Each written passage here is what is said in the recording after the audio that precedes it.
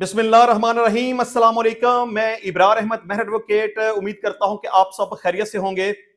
सहाफ़ी मतीउल्लाह जान के खिलाफ एक इंतहाई बेहुदा और मुज़हिका खेज मुकदमा दर्ज करके उन्हें गिरफ्तार कर लिया गया है और अदालत ने 2 रोज़ा जिस्मानी रिमांड भी मंजूर कर लिया है।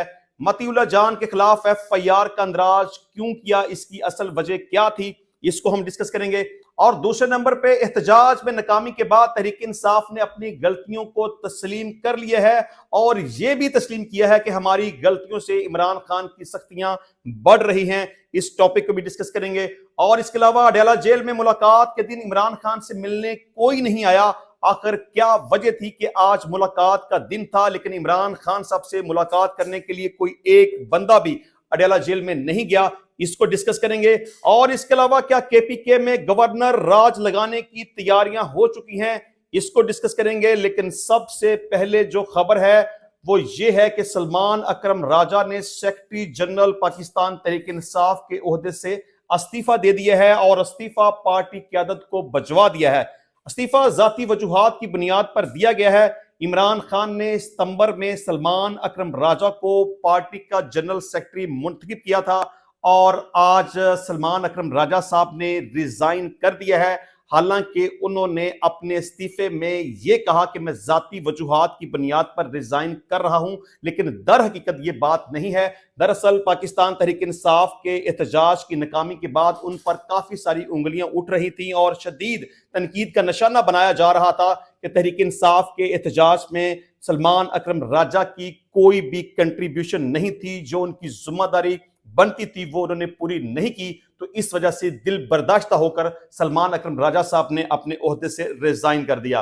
अब ये डिस्कस करेंगे कि एहतजाज में नाकामी के बाद तहरीक इंसाफ ने अपनी गलतियों को तस्लीम करना शुरू कर दिया है। इस हवाले से शौकत यूसुफजई साहब का बयान हम आपके सामने रखेंगे। वो कहते हैं कि बुशरा बीबी का शोहर बगैर जुर्म के जेल में है, वो क्यों ना सड़क पर निकलती। देखें, यहां पर मेरा थोड़ा सा ऑब्जेक्शन है। बुशरा बीबी को अपने खामंद की रिहाई के लिए एहतजाज में शामिल होना चाहिए था, प्रोटेस्ट करना चाहिए था, डिमांड्स रखनी चाहिए थी, वो जो कर सकती थी उन्हें करना चाहिए था। लेकिन सबसे इंपॉर्टेंट बात यह है कि उन्हें काफिले को लीड नहीं करना चाहिए था। उन्हें जुलूस के अंदर शामिल जरूर होना चाहिए था लेकिन उसकी कमान नहीं संभालनी चाहिए थी, क्योंकि उनका सियासत के साथ किसी किस्म का कोई तल्लुक वास्ता नहीं है। क्योंकि इमरान खान साहब 12 दफा इस बात का इकरार कर चुके हैं कि बुशरा बीबी का सियासत के साथ कोई तल्लुक वास्ता नहीं है। तो मैं समझता हूं कि बुशरा बीबी की सबसे पहली गलती यह थी कि उन्होंने पार्टी लीडरशिप को पीछे छोड़ दिया और पार्टी की क़यादत खुद संभाल ली, जबकि उन्हें ऐसा नहीं करना चाहिए था। और मैं समझता हूं कि बुशरा बीबी की दूसरी बड़ी गलती यह थी कि जब इमरान खान साहब ने हुक्म दिया था कि आपने डी चौक पर नहीं पहुंचना, तो फिर बुशरा बीबी को और अली मीन गंडापुर को डी चौक की तरफ नहीं जाना चाहिए था। जबकि बुशरा बीबी की यहां पर जिद थी कि हमने हर सूरत में डी चौक जाना है। उन्होंने इमरान खान के हुक्म की तकमील नहीं की, क्योंकि इमरान खान साहब का हुक्म था कि आपने संजानी के मुकाम पर स्टे करना है, वहां पे धरना देना है और अपना एहतजाज रिकॉर्ड करवाना है, आपने डी चौक की तरफ नहीं आना। लेकिन अली मीन गंडापुर ने और बुशरा बीबी ने इमरान खान साहब के हुक्म की तकमील नहीं की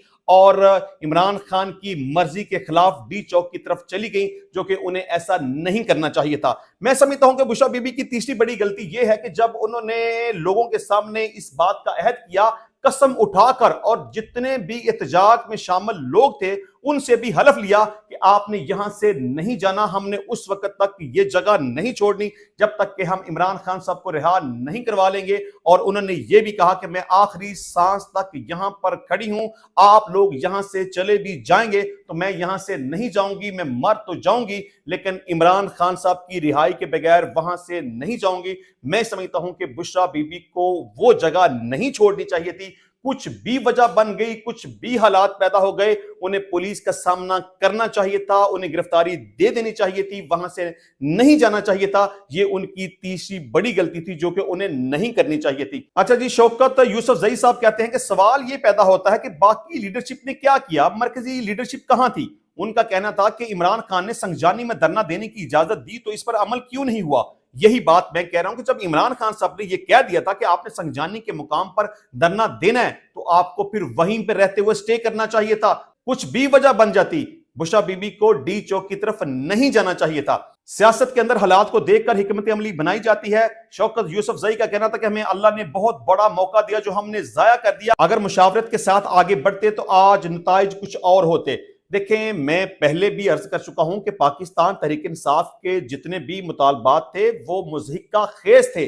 अगर आप ये समझते हैं कि आप कोई गलती ना करते, आप आगे बढ़ते, आप अकल और दानिश का मुजाहरा करते तो शायद आपका एहतजाज कामयाब हो जाता। ऐसा नहीं होना था। पाकिस्तान तहरीक इंसाफ के जितने भी मुतालबात थे वो किसी भी सूरत में मंजूर नहीं होने थे, और इस एहतजाज का अल्टीमेट जो होना था वो जो हो गया वो हो गया। चले वो अच्छे तरीके से नहीं हुआ, गलत तरीके से होगा, लेकिन अल्टीमेटली उसका रिजल्ट यही निकलना था कि पाकिस्तान तहरीक इंसाफ के एहतजाज ने बुरी तरह से नाकाम होना था।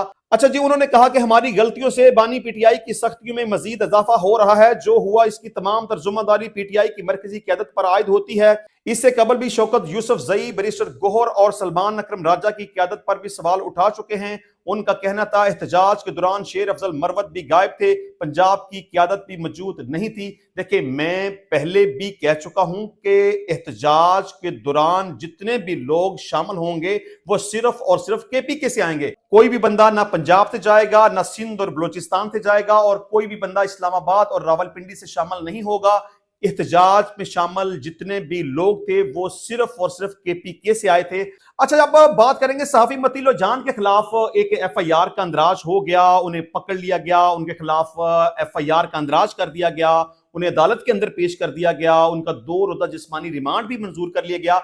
मैं समझता हूं कि ये एक इंतहाई स्टूपिड, इंतहाई बेहुदा और एक इंतहाई घटिया किस्म का मुकदमा है जो सहाफी मतीउल्लाह जान के खिलाफ बनाया गया। अच्छा, मैं सबसे पहले थोड़ी सी स्टोरी आपके सामने रखता हूं, फिर इस बात को एनालाइज करेंगे कि आखिर मतीउल्लाह जान के खिलाफ एक झूठ पर मबनी एफआईआर का अंदराज क्यों किया गया, उन्हें क्यों गिरफ्तार किया गया, आखिर उनका कसूर क्या था, उनकी गलती क्या थी, कौन सा ऐसा उन्होंने बड़ा जुर्म कर लिया कि जिसकी पदाश में उनके खिलाफ एक इतना बेहुदा किस्म का मुकदमा बना के उन्हें गिरफ्तार करना पड़ा और उन्हें रिमांड के लिए अदालत के सामने पेश करना पड़ा। देखिए, अगर हम पुलिस की बात करें, जिस तरह से वो स्टोरी बयान करते हैं, बिल्कुल उसी तरह से मैं आपके सामने रखता हूं। एफआईआर के अंदर तकरीबन 7 किस्म की दफात लगाई गई हैं। एक तो ये कि 186 और 353 पाकिस्तान पिनल कोड, ये 2 दफात हैं, और इनका मतलब यह है कि कार्य सरकार में मुदाखलत करना। इसके अलावा 506 बी, अगर कोई भी शख्स किसी दूसरे बंदे को जान से मार देने की धमकियां दे और मुसल्ला होकर किसी को धमकियां दे तो 506 बी पाकिस्तान पिनल कोड लगती है। इसके अलावा 382 के जबरदस्ती गन पॉइंट के ऊपर किसी से कोई चीज छीन लेना। इसके अलावा सेक्शन 411 के चोरी शुदा माल की बरामदगी, और इसके अलावा 279 के रैश और नेग्लिजेंट ड्राइविंग, यानी कोई भी शख्स गफलत और लापरवाही का मुजाहरा करते हुए ड्राइविंग करे तो इस दफा का तलाक होता है। इसके अलावा 780 यानी कि इंसदादे दहशतगर्दी एक्ट के मुताबिक दफा 7 भी उस एफआईआर के अंदर लगाई गई है। इसी वजह से इंसदादे दहशतगर्दी की अदालत में रिमांड के लिए मतीउल्लाह जान साहब को पेश किया गया। अब आप अंदाजा कर लें कि मतीउल्लाह जान साहब के खिलाफ 7 मुख्तलिफ दफात के तहत एफआईआर का अंदराज किया गया है, और पुलिस की अपनी ही बताई गई स्टोरी के मुताबिक, यानी एफआईआर की स्टोरी के मुताबिक जो कहानी बयान की गई है वो ये थी कि 5 लोग नाके पर खड़े थे, जिसमें एक सब इंस्पेक्टर था, 4 पुलिस कांस्टेबलान थे, और वो मुसल्ला थे, नाके के ऊपर मौजूद थे कि एक तरफ से मतीउल्लाह जान साहब की गाड़ी आती है, वो नाके पर खड़े पुलिस मुलाजमीन मतीउल्लाह जान साहब को रोकने की कोशिश करते हैं,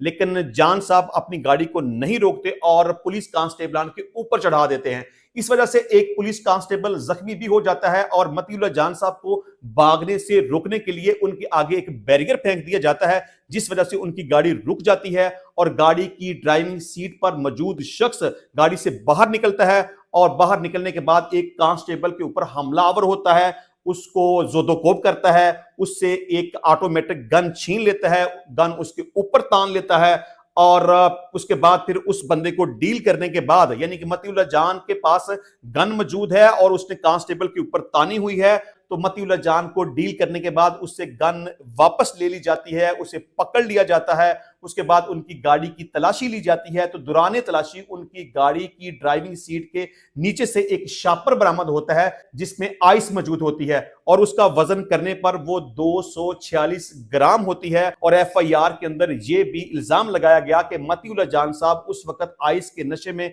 मौजूद थे और उनके कब्जे से 246 ग्राम आइस भी बरामद हुई है। अब आप ये बता दें कि इससे ज्यादा स्टूपिड और इससे ज्यादा बेहुदा और घटिया एफआईआर की स्टोरी और क्या हो सकती है।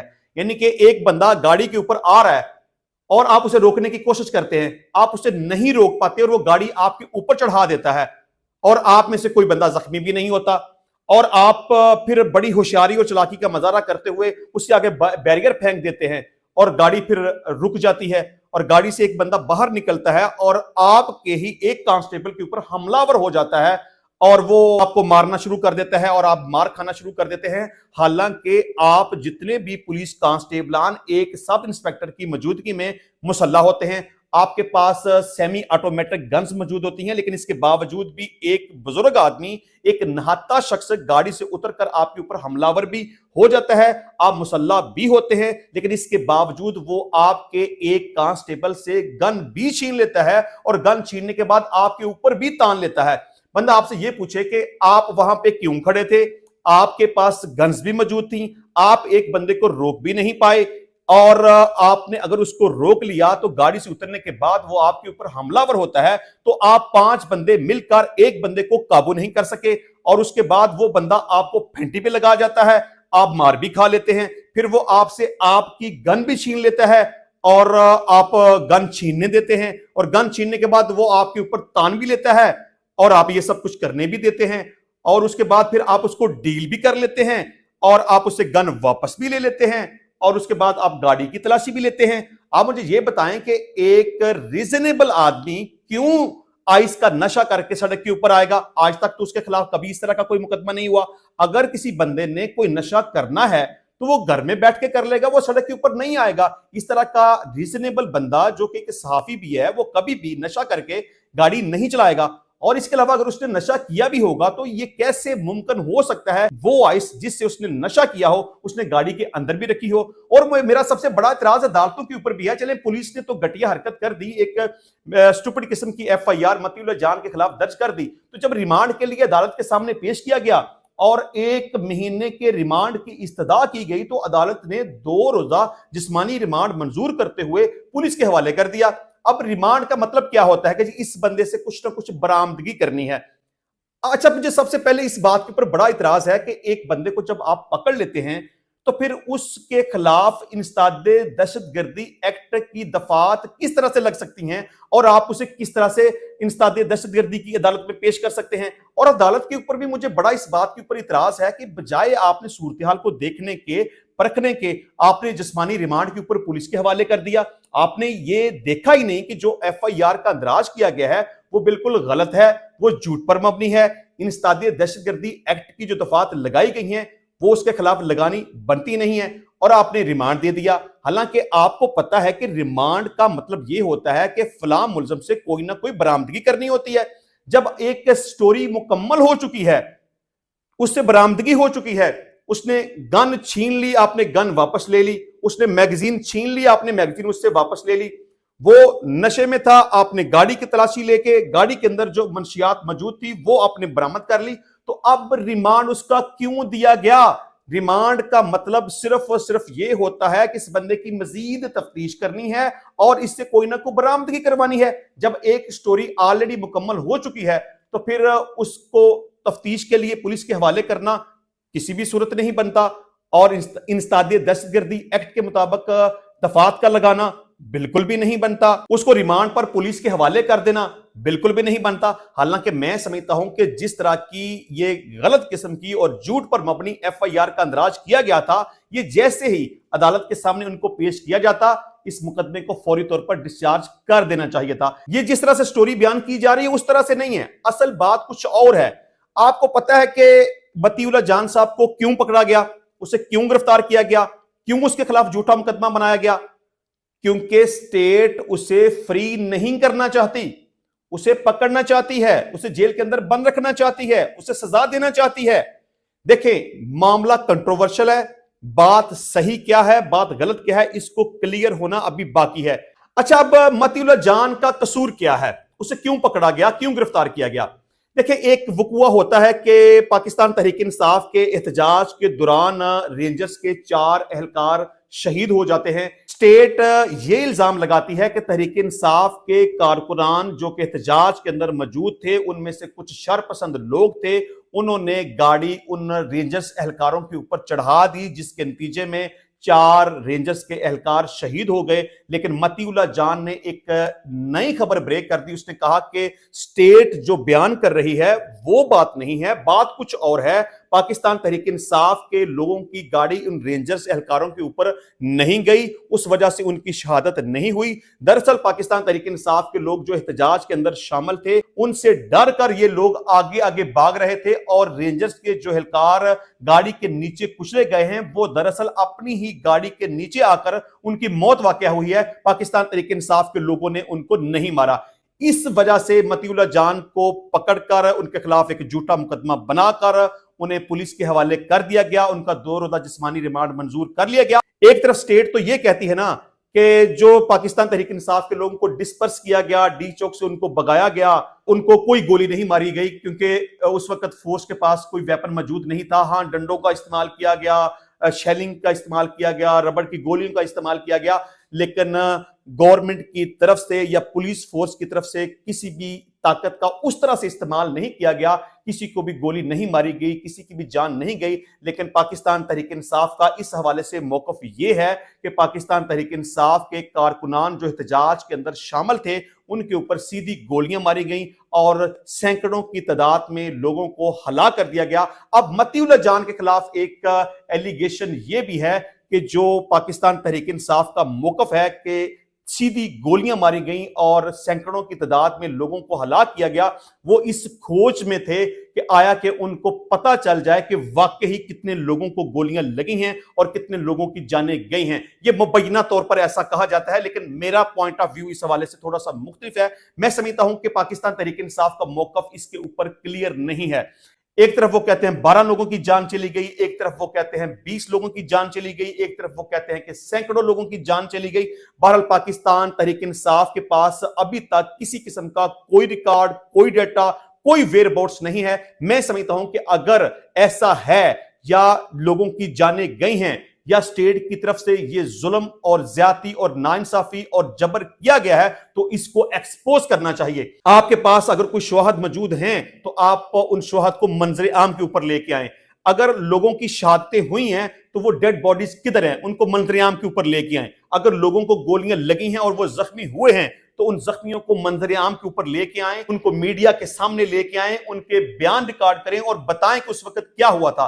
अगर आप जख्मियों को सामने नहीं लाएंगे, अगर आप डेड बॉडीज को सामने नहीं लाएंगे, अगर आप मरने वालों के वेयर अबाउट्स नहीं देंगे, तो फिर शकूक व शुबहात पैदा होंगे। इससे यही लगेगा कि आपको चूंकि डिस्पर्स कर दिया गया था, मतलब पाकिस्तान तहरीक इंसाफ के एहतजाज को नाकाम बना दिया गया था, तो सिर्फ और सिर्फ पाकिस्तान तहरीक इंसाफ फेस सेविंग के लिए ये एक बहाना बना रही है कि उनके ऊपर सीधी गोलियां चलाई गई और सैकड़ों की तादाद में तहरीक इंसाफ के कारकुनान को शहीद किया गया और सैकड़ों की तादाद में गिरफ्तारियां हुई और सैकड़ों की तादाद में उनको जख्मी किया गया। बहरहाल बात हो रही थी मतीउल्लाह जान की, तो बहरहाल मैं समझता हूं कि 246 ग्राम आइस का केस उनके खिलाफ बनाया गया और जो उनके खिलाफ इल्जामात लगाए गए और ये जो इल्जाम लगाया गया कि वो नशे में थे, ये तमाम तर इल्जामात मेरी समझ के मुताबिक, मैं अगर बतौर वकील, बतौर कानूनदान इस FIR को एनालाइज करूं तो मुझे ये स्टोरी बिल्कुल मुज़ीका खेज, बिल्कुल फजूल किस्म की और बिल्कुल बेहुदा किस्म की लगती है। मैं समझता हूं कि जैसे ही मतीउल्लाह जान साहब को अदालत में पेश किया गया था,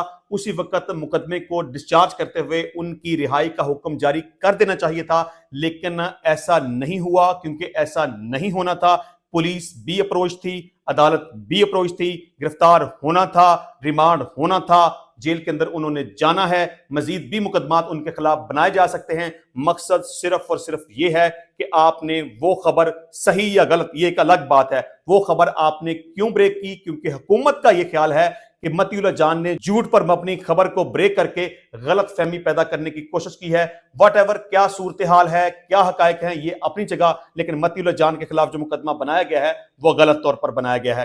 اچھا جی، بات کریں گے کہ اڈیالہ جیل میں ملاقات کا دن عمران خان سے ملنے کوئی نہیں آیا، آلدو کہ آج ملاقات کا دن تھا، لیکن ملاقات کسی بھی بندے نے عمران خان صاحب سے نہیں کی۔ اڈیالہ جیل ذرائع کا بتانا ہے کہ آج اڈیالہ جیل میں عمران خان سے پارٹی رہنماؤں کی ملاقات کا دن تھا، مگر کوئی رہنما ان سے ملنے اڈیالہ جیل نہیں پہنچا۔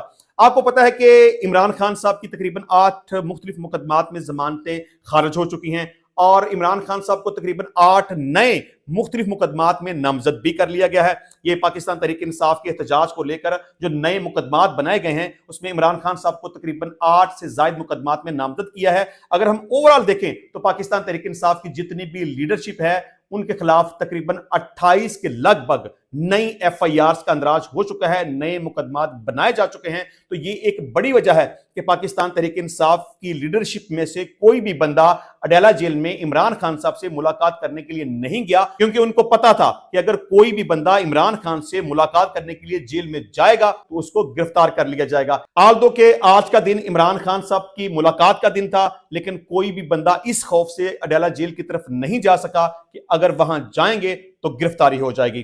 اچھا جی، جیل ذرائع کے مطابق پی ٹی آئی رہنما سلمان اکرم راجہ نے جیل حکام سے ٹیلی فون پر رابطہ کیا، مگر سلمان اکرم راجہ کو ملاقات سے متعلق تاحال کچھ نہیں بتایا گیا۔ اس حوالے سے عمران خان کے وکیل فیصل چودھری نے سپرنٹنڈنٹ کو بذریعہ واٹس ایپ درخواست کی کہ عمران خان کی خیریت سے متعلق شدید تشویش ہے، ان سے فوری ملاقات کروائی جائے۔ دوسری جانب ذرائع کا بتانا ہے کہ اڈیالہ جیل حکام کا کہنا ہے کہ عمران خان جیل حکام کی تحویل میں نہیں ہے، بلکہ وہ جسمانی ریمانڈ پر راولپنڈی پولیس کی حراست میں ہیں، اس لیے ملاقات کے لیے ان سے رابطہ کیا جائے۔ ذرائع کے مطابق جیل میں عمران خان کے سیل کو راولپنڈی تھانہ نیو ٹاؤن کا حصہ قرار دیا گیا تھا، اور ملاقات کرانے یا نہ کرانے کا اختیار اب جیل انتظامیہ کے پاس نہیں ہے۔ یہ صرف اور صرف ایک بہانہ ہے۔ عمران خان چونکہ آلریڈی مختلف مقدمات میں گرفتار ہیں، اڈیالہ جیل میں موجود ہیں، تو ان کے سیل کو تھانے کا درجہ دینے کا مطلب یہ نہیں ہے کہ ان سے ملاقات نہ ہو سکے۔ بہرحال میں سمجھتا ہوں کہ پاکستان تحریک انصاف کے لوگوں نے آج عمران خان صاحب سے ملاقات کرنے کی کوشش ہی نہیں کی ہے۔ اچھا جی، اس کے علاوہ خیبر پختونخوا میں گورنر راج لگانے کے حوالے سے کافی باتیں اور چہ مگوئیاں ہو رہی ہیں۔ اس حوالے سے جیو نے جو خبر رپورٹ کی ہے وہ یہ ہے کہ ذرائع کے مطابق حکومت نے کے پی کے میں گورنر راج نافذ کرنے سے پہلے پیپلز پارٹی، قومی وطن پارٹی اور اے این پی سے مشاورت کا فیصلہ کیا ہے۔ ذرائع کا بتانا ہے کہ وزارت قانون اور اٹارنی جنرل نے وفاقی کابینہ کو کے پی کے میں گورنر راج کے نفاذ کے حوالے سے اپنی رائے دے دی ہے۔ ذرائع کے مطابق خیبر پختونخوا نے 2 بار وفاق پر چڑھائی کر کے گورنر راج کا جواز پیدا کر دیا ہے۔ وفاق پر چڑھائی میں سرکاری ملازمین اور سرکاری مشینری استعمال کی گئی۔ کابینہ ذرائع کا بتانا ہے کہ وفاقی کابینہ کے اجلاس میں صرف اس ایک نکاتی ایجنڈے پر غور ہوا، سیاسی اتحادیوں اور سٹیک ہولڈرز کو اعتماد میں لے کر گورنر راج سے متعلق حتمی فیصلہ کیا جائے گا۔ انشاءاللہ ملتے ہیں نیکسٹ ٹائم نئی ویڈیو میں نئے ٹاپک کے ساتھ، تب تک کے لیے اجازت دیجیے۔ اللہ حافظ۔